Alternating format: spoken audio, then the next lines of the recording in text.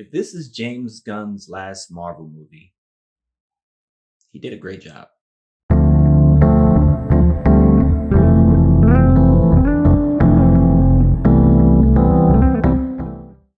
Hello, welcome to Just My Thoughts. I'm your host, Khaleel Ward. On this episode, I'll be talking about Guardians of the Galaxy Volume 3, directed by James Gunn. You know the cast already.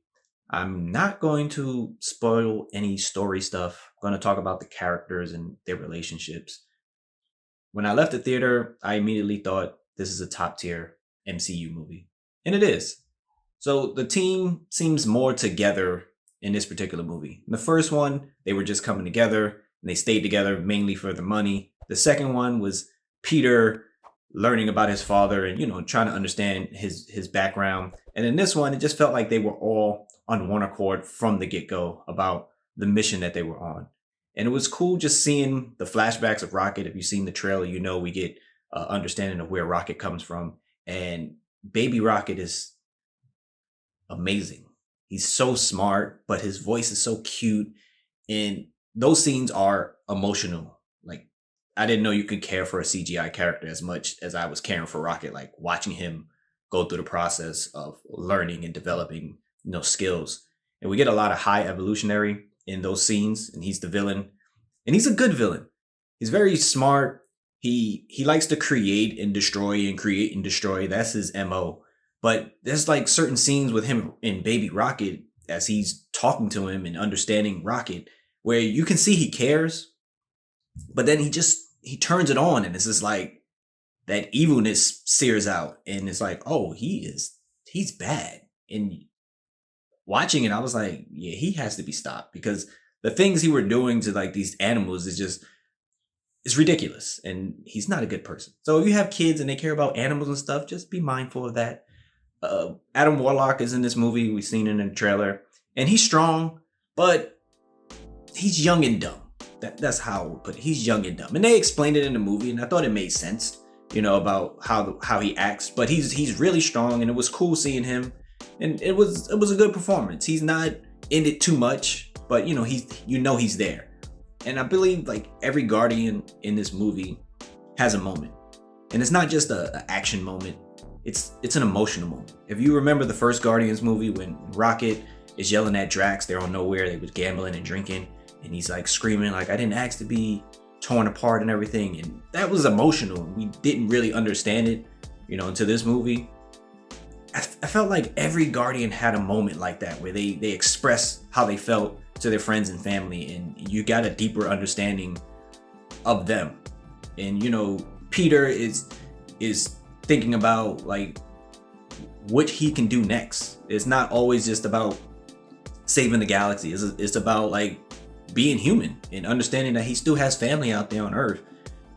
Nebula, I thought, was like probably the biggest standout because when we first met her, she was wooden. I hate Gamora. I want to kill my father type person. In this, you see that she cares not only about the Guardians, but the people on Nowhere, from the holiday special that they, that's where they stay now. And she's very thoughtful in this movie. Like, and it's like, wow, she's come a long way.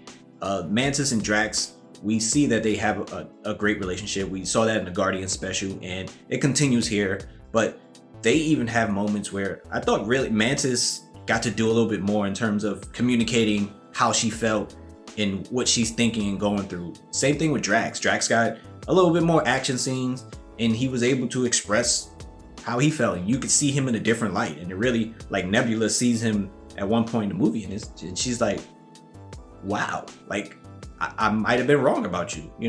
This is something different. And it was just, even with Groot, like this is a new Groot and he's growing up. He's kind of swole, but when he says certain things, yes, it's funny, but you see the care on his face, in certain situations. And it was just really cool to see the growth from all of these Guardians and incorporating the new Gamora, after the whole Endgame thing, it worked.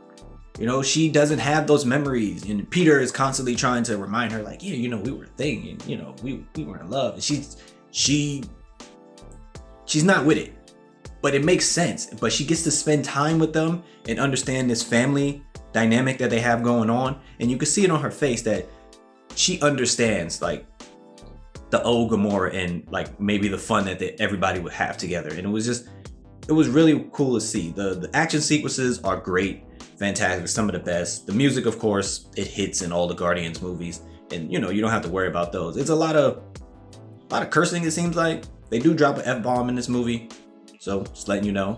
But it was fun. It was a great way to go out, with this group. Just getting to understand them and watch how much they've grown from the first movie, and it was just good seeing all of the characters grow together and have different ideals and different things that they want to accomplish, not just with this group. But James Gunn did a fantastic job. Guardians Volume 3 is top tier MCU, and I can't wait to watch it again.